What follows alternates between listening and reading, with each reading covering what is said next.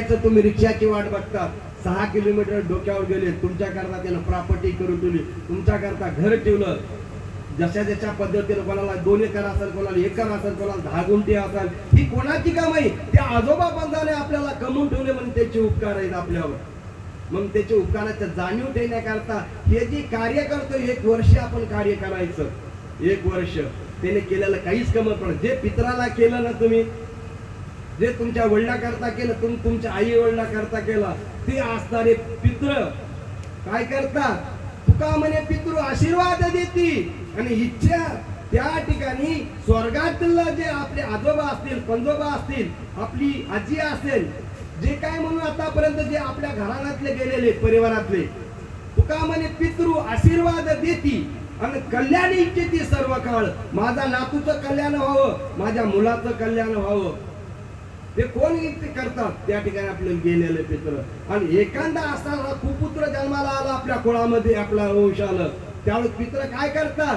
आहा कटा त्याचे करीती पितर, म्हणती वंशी दुराचार पुत्र झाला. एखाद्या कुळामध्ये एखादा कुपुत्र जन्माला आला आणि त्याने आईची सेवा नाही केली, वडिलाची सेवा नाही केली, नाही पित्राची सेवा केली, नाही पितृपक्षामध्ये त्या ठिकाणी सर्वपितृअमावस्येला नाही ते घास दिला, वर्षातून 2 वेळ देतात अशी पद्धत शासनानं सांगितली, ते नाही केलं, तो पित्र गेलेले जे ते काय करतात? आकाटा त्याची करती पितर, म्हणती वंशी त्या पुत्र झाला. आमच्या कुळामध्ये, आमच्या वंशामध्ये दुराचारी पुत्र जन्माला झाला, आमची सेवा करत नाही. ते काय देतात? शाप देतात. आणि एकदा पित्राचा शाप दिला, तो असणारा शाप तुम्ही नाशिकला जा, नाही तर काशीला जा, तुम्ही जगाच्या पाठीवर कुठं जा, त्या शापातून सोडण्याकरता एकमेव कारण असेल तर आई वडिलांची सेवा आहे. म्हणून आई वडिलांची सेवा केल्यानंतर म्हणून शासनाने सांगितलं, सर्व तीर्थाचं तीर्थ काय असेल तर असणार आई वडील. मुलाचं पत्नीनं सुद्धा, जी पतिव्रता माऊली आहे, तिनं व्रत कैवल्य करण्याची गरज नाही, 16 सोमवार करण्याची गरज नाही, चतुर्थी करण्याची गरज नाही. मग तिने काय करायचं? सर्व भावाने आपल्या पतीची सेवा करायची. पतीच्या मता अनुसरुनी पतिव्रता, मानी भरताराची बोली, धन्य जगी एक तीच माऊली, तिचे होता दर्शन मिळे पोट भरी अन्न. अशी असणारी पतिव्रता माऊली, तिनं आपल्या पतीची सेवा केली. तिनं चतुर्थी करायला गरज, कुठल्या तीर्थाला नाही गेलं तरी चालेल, पण आपल्या पित्राची त्या ठिकाणी आपल्या पतीची सेवा केली तर तिला स्वर्ग जवळ नाही, स्वर्ग घरातच हो, प्रत्येकाच्या घरात. आणि कुठं पुण्य जाऊन घेत नाही, होम करायची गरज नाही, आपल्या वाट्याला आपले कर्म करायचे. भूताची दया भांडवल संता, आणि आपुली ममता नाही देई. असं असणार जे केलेलं कर्म असेल ते केल्यानंतर, हे कर्म डाव्या हाताने केलेलं कर्म हे डाव्या हाताला भोगावं लागतं, उजव्या हाताने केलेलं कर्म उजव्या हाताला भोगावं लागतं. डाव्या हाताला पायानं काम केलं तर डाव्या, ज्या ज्या अवयव, जे आपले शरीराचे अवयव, प्रत्येक शरीराने केलेलं जे कर्म आहे त्यात असणाऱ्या त्या अवयवाला त्या ठिकाणी भोगावं लागतं. एक असा एक दृष्टांत आहे. सदन कसाय म्हणून होऊन गेला, ब्राह्मण होता, ब्राह्मण कुळामध्ये जन्माला आला, सकाळ संध्यापासून तो काय करत होता? विकर्म करत होता. आणि ते करत असताना एक दिवस गायत्री मंत्र जपत होता. ओम भूर्भुवस्वः तत्सवितुर्वरेण्यं भर्गो देवस्य धीमहि धियो यो न प्रचोदयात्. ओम आपो ज्योतिरसमृतं ब्रह्मभूर्स्वरं श्रीमहागणाधिपतये नमः. ओम प्रणवस्य परब्रह्म श्री परमात्मा देवता देवी गायत्री चंदा. ओम भूर्भुवस्वः तत्सवितुर्वरेण्यं भर्गो देवस्य धीमहि धियो यो न प्रचोदयात्. असा मंत्र जपत करत होता त्या ठिकाणी सदन कसाई. आणि करत असताना त्या ठिकाणी गाय चालत होती, त्या ठिकाणी गाय चालत जात होती आणि तो खाटीक होता. गाय जाता असताना त्या खाटकाला विचारलं, गाय चाललीये, गाय इथून गेली का? पण तो जप करत होता सदन कसाया. जप करत असताना खाटीक तिथून गेला आणि त्याला नुसता सहज हात गेला त्याचा, त्याला सांगितलं नाही, सहज हात गेला असा, जप करताना हात गेला. त्या खाटकाला वाटलं की गाय इकडेच गेलीये आणि तो असताना पुढे गेला, त्याला त्या ठिकाणी गाय सापडली.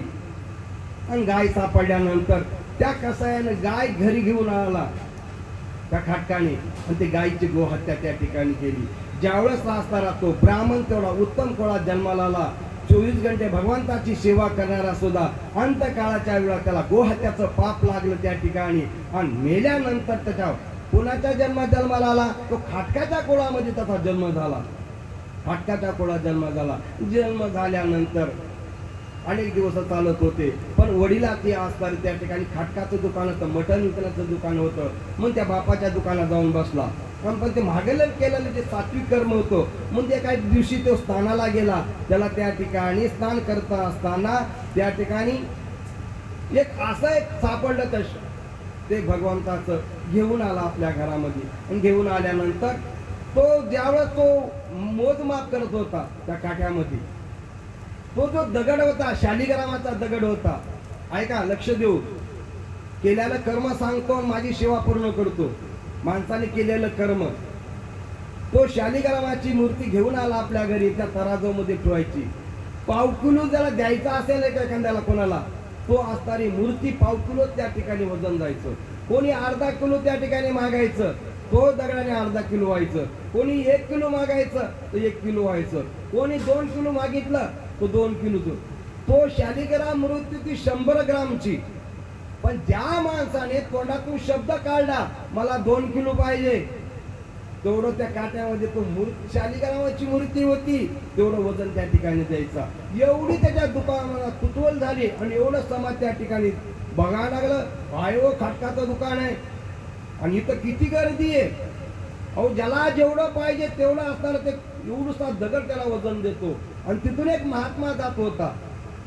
ते महात्मा मला एवढी गर्दी तर कशी काय, संन्यासी महात्माने एवढी गर्दी कशी काय. त्यानं सांगितलं तर सज्जन एक राहतो म्हणला आणि त्याच्याकडे अलौकिक असा असणार शालिग्रामाची मूर्ती आहे आणि जेवढं त्या ठिकाणी तेवढं वजन होतं. त्यानं जाऊन बघितलं. त्या महात्मानं संन्याशानं त्याला सांगितलंय, काय करतेस तू. अरे, शालिग्राम मूर्ती भगवान विष्णू परमात्म्याची मूर्ती. त्याला लगेच उचलू असं का म्हणला. त्याला ज्ञान नव्हतं त्या सज्जनला. लगेच असताना त्याला ते दिल्यानंतर तो आपल्या आश्रमात घेऊन गेला महाराज, संन्यासी महाराज. तिथं गेल्यानंतर तो पूजापाठ करू लागला.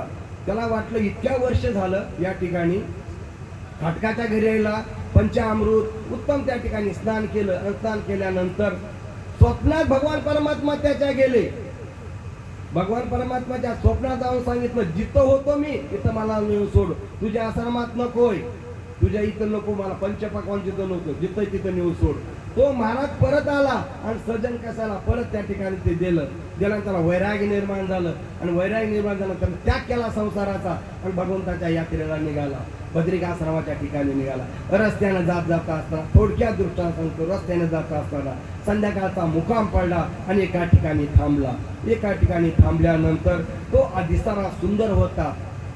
35 वर्षाचा असणारा बलाढ्य शरीर होतं, सुंदर चेहरा होता. ज्या ठिकाणी मुक्काम त्याने केला त्या ठिकाणी केल्यानंतर तिथे एक माता माऊली होती, प्रपंच करणारी संसारिक होती आणि तिथं मुक्काम केला.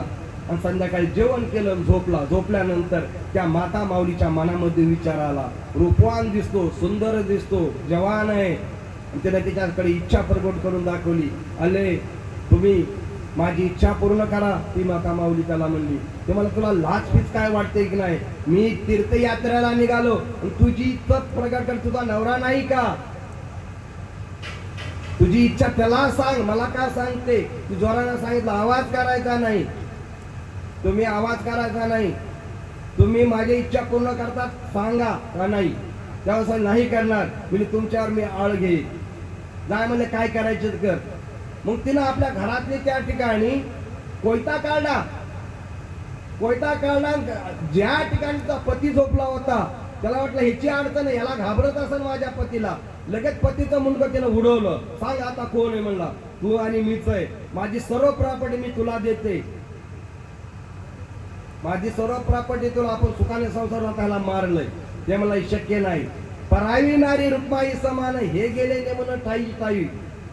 परावी स्त्री असेल, परावी धन असेल, हे सर कसं आहे आम्हाला भगवंताप्रमाणे हे त्याग करणार आहे. तिनं सांगितलं, लोकांना वरडून सांगेल. म्हणजे काय सांगायचं तर जाऊन सांग. तिनं मोठ्यानं आरून उठवली, अख्खं गाव गोळा केलं.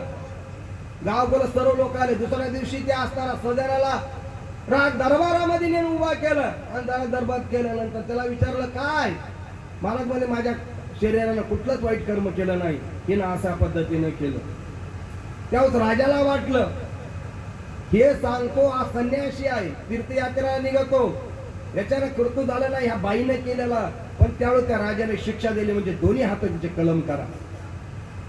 त्या सज्जनाचे दोन्ही हात त्या ठिकाणी कापले गेले. कापले गेल्यानंतर तिचे तुकडे पडले. मग असणारा दोन्ही हात त्याचे असे झाले, रक्ताबोमळ झाले आणि जीवदान दिलं राजाने. सांगितलं मारायचं नाही, याच्याकडून कर्म झाले, पुन्हा कुल कर्म झाले माहित नाही, पण त्याचे दोन्ही हात त्या ठिकाणी तोडले गेले. आणि तो असणारा जगन्नाथपुरीला निघाला. रस्त्याने जात असताना देवाला विचारला, देवा मी कुठलं पाप केलेलं आहे? त्यावेळेस सांगितलं स्वप्नातून भगवान परमात्म्याने, तू कोण होतास मागायला जन्मात?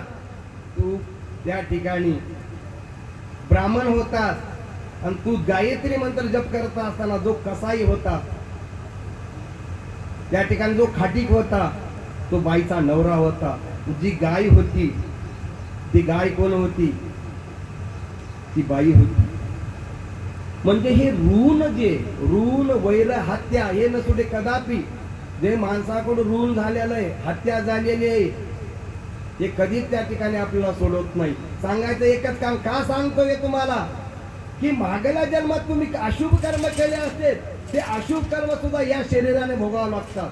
आपल्याला जी पीडा होतीये, आपल्याला जो त्रास होतो जीवन जगत असताना, प्रपंच करत असताना, मनासारखी पत्नी वागत नाहीये, मनासारखे मुलं वागत नाहीत, मनासारखं तुमच्या जीवनात कुठलं कार्य घडत नाही, मनासारखं काहीच होत नाही. त्यावेळेस सांगायचं काय, देव झाला पाठी मोरा नसती विघ्न येती घरा. चांगल्या कामाला तुम्हाला अडथळा येत असेल तर सांगायचं माझे कर्म आहेत वाईट कर्म. आणि तुमच्या मनाप्रमाणे एखादे कार्य होत असेल तर काय सांगायचं, अरे मी काय केलंय, पुण्य केले बहुत जन्मोजन्मीचे संचित, आतापर्यंत या शरीराने आत्म्याने कुठल्याच प्रकारचं पाप केलं नाही, म्हणून माझ्या हातून काय होतात, हे चांगले कर्म होतात. म्हणून संसारात चांगले कर्म करणं आणि वाईट कर्म हे कशाचं फल आहे?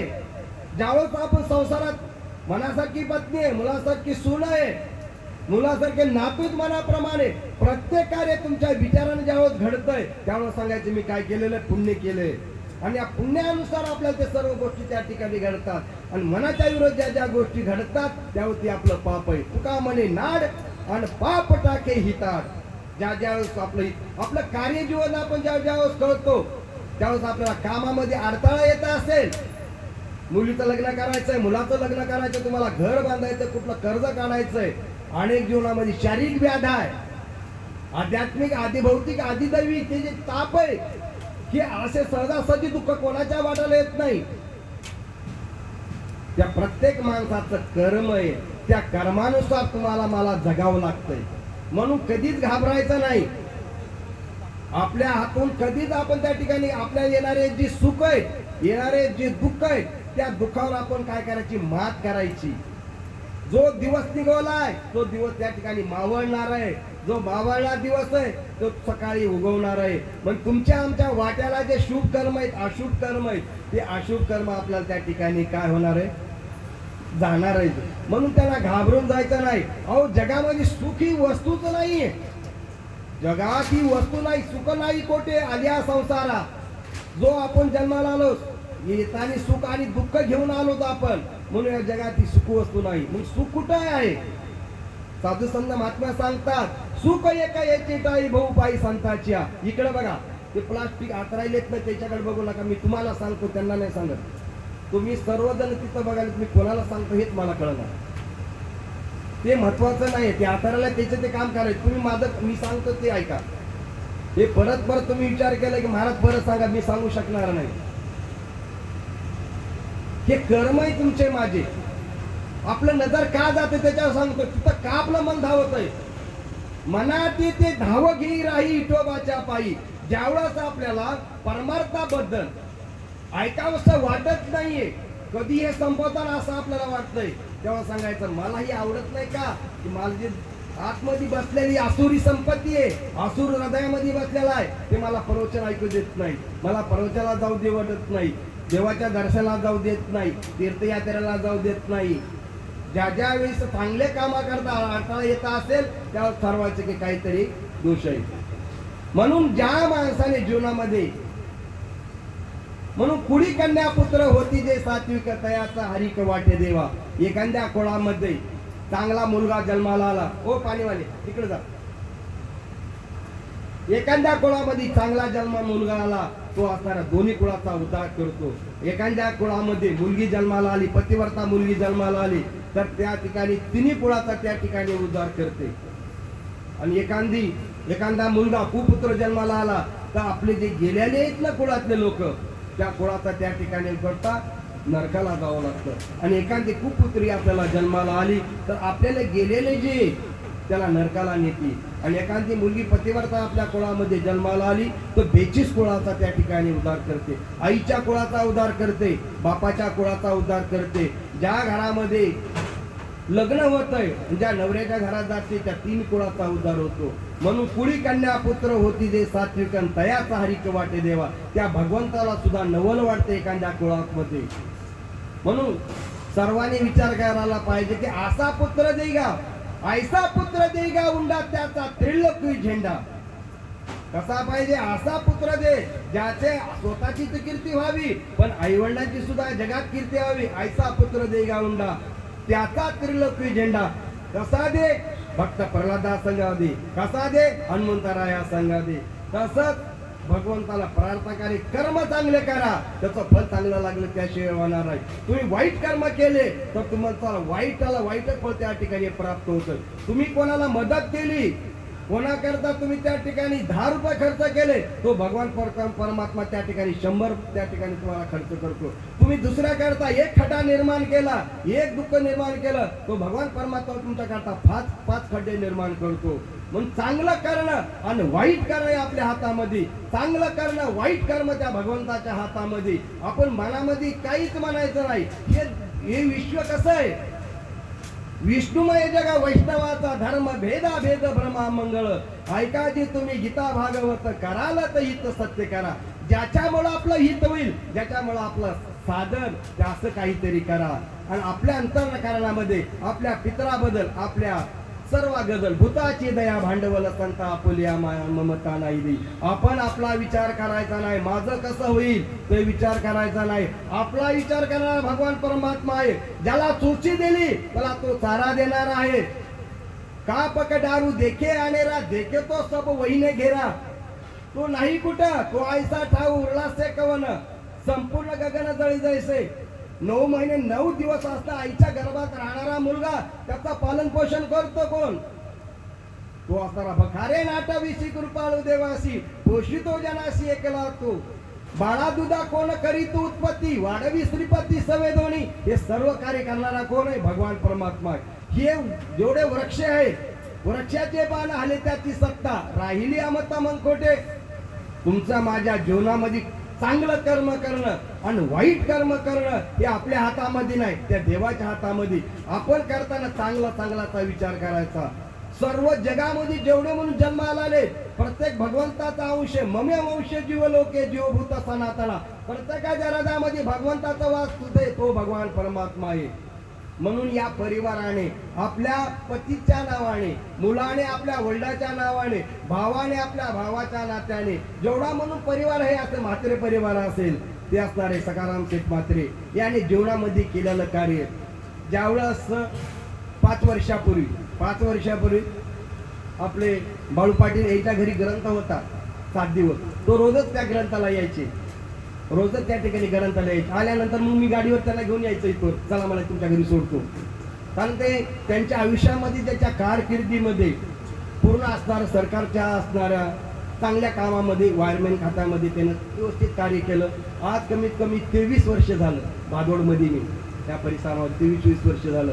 तर या ठिकाणी जे काही मंडळी असतात बघा, तुका म्हणे एका मरणीची सरे उत्तमची उरे कीर्ती मागे. या जीवन जगत असताना माणसाचं काय राहतंय? फक्त कीर्ती राहतीये. माणसाच्या खिशामध्ये पैशाचा खळखळाट असावा. माणसाच्या जीवनामध्ये खिशामध्ये पैशाचा खळखळाट असावा. आणि त्या पैशामध्ये एखाद्या गरीबाचा तळतळाट नसावा. त्या गरीबाचा तुम्हाला तळतळाट लागला तर आयुष्यभर तुम्हाला पश्चाताप करण्याची दुसरी यायची येणार नाही. म्हणून कोणाची हाई घ्यायची नाही. कोणाला लुबाडायचं नाही. जो भगवंतानं दिला आनंद अंगावी, ही संपत्ती आज आहे तर उद्या नाहीये.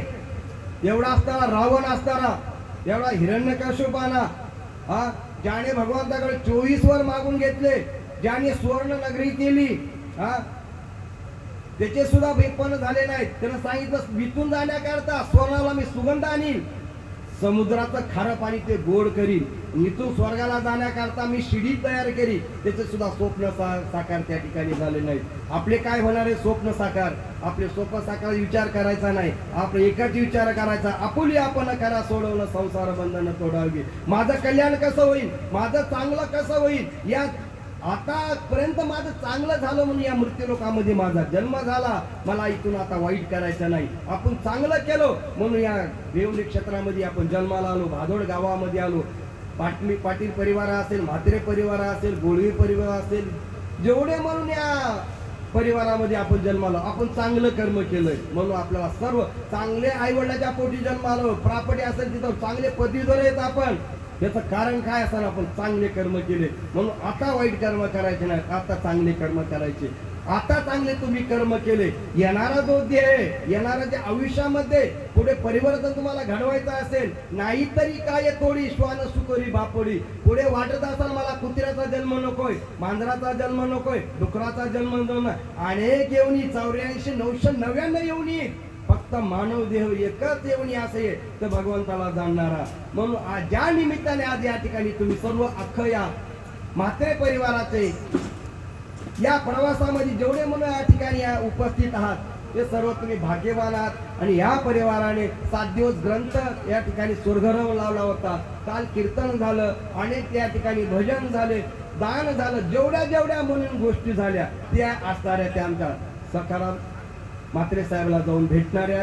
त्याच्या आयुष्यात आपण एकच भगवंताकडे प्रार्थना करायची, त्याच्या आयुष्यामध्ये जे अशुभ कर्म असेल माझ्या जीवनामध्ये आपण सर्वांनी या ठिकाणी एक संकल्प त्या ठिकाणी करायचा, आपल्या आयुष्यामध्ये जे काय पुण्य असेल ते असणार त्यांना त्या ठिकाणी अर्पण करायचं, आणि हे केल्यानंतर त्यांना त्याचा फायदा होतो. म्हणून आज या ठिकाणी या परिवाराने मला प्रवचन करण्याकरता संधी दिली. त्याच्यात आमचे बाळू पाटील आहेत, अनेक मंडळी त्या ठिकाणी चांगली मंडळी उपस्थित आहेत.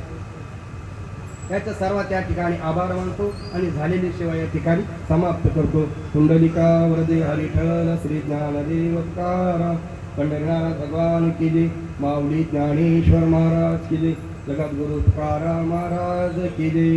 आता विश्वात्मके देवे येणे वागेज्ञे तोषावे, तोषोणे मज द्यावे फसाय दाने, जे खळाची व्यंकटे सांडो तया सत्कर्मी व्रती वाढू, भूता परस्परे जडो मैत्र जीवाचे, दुरिताचे तिमिर जाऊ, विश्व स्वधर्म सूर्ये पाहू, जो देवांचेल तो ते लावू प्राणीजात, वर्षत सकळ मंडळी विश्वर निष्ठाची मांदियाळी, अनावर्त भूमंडळी भेटू तया भूता, चला कल्पतरुचे अरवा, चैतना चिंतामणीचे गाव, बोलती जे अर्णव पियुषाचे, चंद्रमे जे आलांछना, मार्तंड जे कापयना, ते सर्व ये सदा सज्जन सोयरे होतो, किंबहुना सर्व सुखी पूर्ण हो नितिनी लोकी, भजिदो आदि पुरखी अखंडित, आणि एक ग्रंथ उपजीवे विशेषी लोकीये, द्रष्टा दृष्ट विजय हो आवेदे, येत म्हणे श्री विश्वेश्वरा, होईल दान पसाव, येणे वरी ज्ञान देव सुख्या झाला, येणे वरी ज्ञान देव सुख्या झाला, येणे वरी ज्ञान देव सुख्या झाला. ज्या सकाराम त्याचा हा ग्रंथ आयुष्यात त्यानं रोज असणारे म्हणा जवळ असं त्यांच्या मनात येतं त्यावेळेस त्या ग्रंथाचं ती वाचन करवतोय. हा तो ग्रंथ, हे ग्रंथ मी मुद्दाम आजच्या सेवेकरता घेतलेला आहे आणि त्यांच्या आत्म्याला शांती लावावी. सर्वांना एक मिनिट त्या ठिकाणी मौन धरून उभा राहायचं त्यांना.